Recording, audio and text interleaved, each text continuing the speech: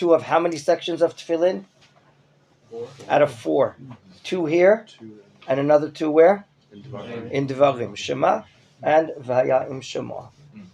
Correct? What is common to those 4 sections? The mitzvah of tefillin. We want to notice here, and we put it in the color pattern, to make a comparison, except for one which we should correct right now.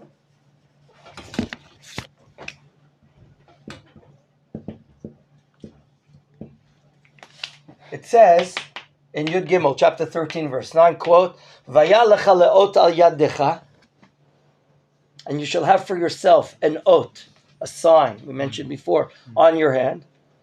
And then, the second part of the pasuk says, Ki biyad chazaka hotzi'acha. A yad chazaka. Who's yad chazaka? Hashem's. Thereafter, in the second section, Yud Gimel. Can you see this, Amram? Yud Gimel, chapter 13, but pasuk Tet Zayin. This is the second section of Tefillin. It says, V'haya le'ot al yaddecha, ki b'chozek yad hotzianu Hashem mitzrayim. What's a little strange about the word yaddecha? Excuse me? Has a head, yeah. What else? Huh? Look how it's spelled. You see how it's spelled? Yud, Dalid. How is it spelled here? Yud, Dalid, Chaf, Sofit. How is it spelled in the second time? Yud, Dalid, Kaf, Hey. Yaddecha. Is that a typo? Should we correct it? We can't change the Torah. The Torah is divine, absolute. Yaddecha. Let me ask Mr. Rashowski, are you a righty or a lefty? Righty. You're a righty. Now, I want you to admit it. Don't deny it. Is it true that you put tefillin on your left hand? Yes. Why doesn't he put it on his strong hand? Why are you putting it on your weak hand? Good question. Ask him. Don't look at me. Ask him. Why put you to put it on the left hand? It's a good question, huh? How taught this? You're right. What is the source of that law? Yaddecha breaks down into 2 words. Yad keha, the weak hand. The weak hand. Yad keha. Yesh chazak v'yesh keha. What idea may we construe here? Vaya lecha leot al yadcha, as opposed to ki biyad chazaka hotzi'acha. Here too, vaya leot, it'll be a sign for you al yadecha. Again, we're learning about the chozek yad. I saw a wonderful learning by Rav Chanan Porat, Zecher Tzadik Levracha, one of our great Tanakh experts, a student of Rabbi Tzudakov, talking about, there are 2 hands here, obviously. There's our hand, and there's Hashem's hand. Okay? Mr. Sorasijis and I, put your hand over there, we can have a match. Okay? I don't want to embarrass him in front of everyone, so I'm not going to do it. I wouldn't dare. We can both have little stronger, less stronger hands, but that's nothing compared, metaphorically, to Hashem's hand. What's involved in Yitziat Mitzrayim, and this is a play on the question that Steve asked so well. What was our redemption? What was our involvement? How much involvement did we have?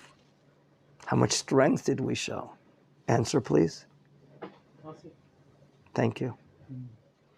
The Geula was not a combo of godly powers and resources of the Jewish people. Yes, you remember we spoke about that based upon the prophecy of Yechezkel, we were like naked as far as our mitzvah performance. We were so absorbed in Egyptian culture.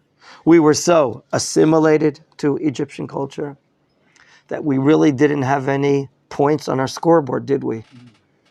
Which two mitzvot did God give us? We said one mentioned in the Torah, one only hinted to in the Midrash. The lamp. The blood, take the blood of the lamb, and another? No. No? Brit Milah. Brit Milah. Those bloods were mixed together and smeared on the mashkov and on the two mezuzot. Excellent. Here, though, the two sections following Yetziat Mitzrayim, we're taught about tefillin, and we're told about yadecha, your hand, as opposed to Hashem's hand, yad chazakah. So too here. You'll put the sign on your weak hand, ki, since bechozek yad. Same, here it says yad chazakah, strong hand, right? And here it says bechozek, with the strength of your hand, hotzianu, you took us out of Mitzrayim. What do you think the Torah here is comparing?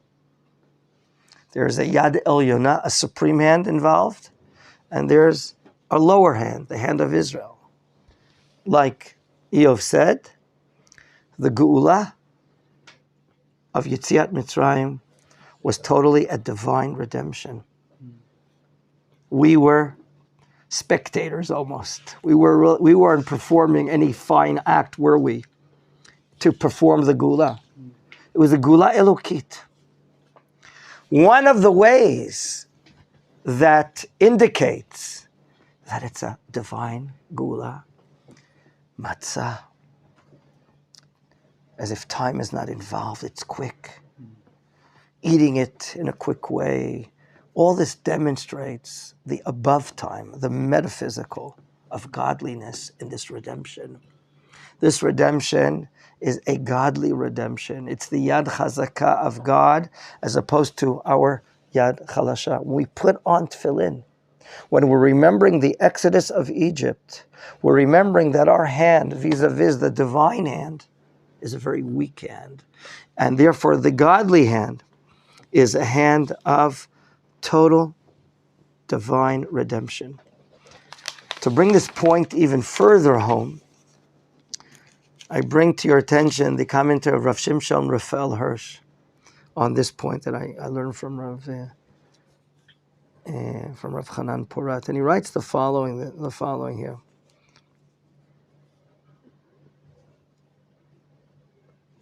Okay, he writes the following: the fact of the redemption is to be expressed in a sign on our hands. That's what we're putting on tefillin, to symbolize both our remembering and realizing the implications of the redemption, and also our giving up our hands, understanding through our hands the redemption, that we belong to God. Our hand belongs to God. I have to use my hand, my actions to serve Hashem. Okay? We ourselves had no hand in this redemption. Hashem's hand alone was strong on our behalf. It is this hand alone that we have to thank. Because of God's hand, what did we re-attain? Our own hand, our own freedom, our liberty, our ability to express, walk, and do whatever we want to do as a nation, which in Egypt, we didn't have our hand. We were servants of Egyptian solitude, severe situation. But we only received it back on the condition that henceforth we use this hand restored to us by Hashem in His service, exclusive in His service. Beautiful idea, isn't it? Therefore, we can summarize and say that we see clearly in both sections a comparison between the Yad of Israel to the Yad Chazakah of God in both cases, right? And it's showing us that we received our hand by virtue of God's strong hand, Yad Chazakah, which of course is a metaphor for His absoluteness, His all power. Ha'el, ha'gadol, ha'gibor, va'norah. We're so impressed by it, we're learning. And as we use the wonderful commentary of this great woman scholar, Nechama Leibovich, in our Shur Thursday afternoon, here comes the tefillin. We're solidifying this this hot liquid of faith. It's now solidified. It's now crystallized in these leather boxes with the parchments inside. We're maintaining that experience that we saw and realized 3,500 years ago in this crystallized, solidified way of the tefillin. That's it.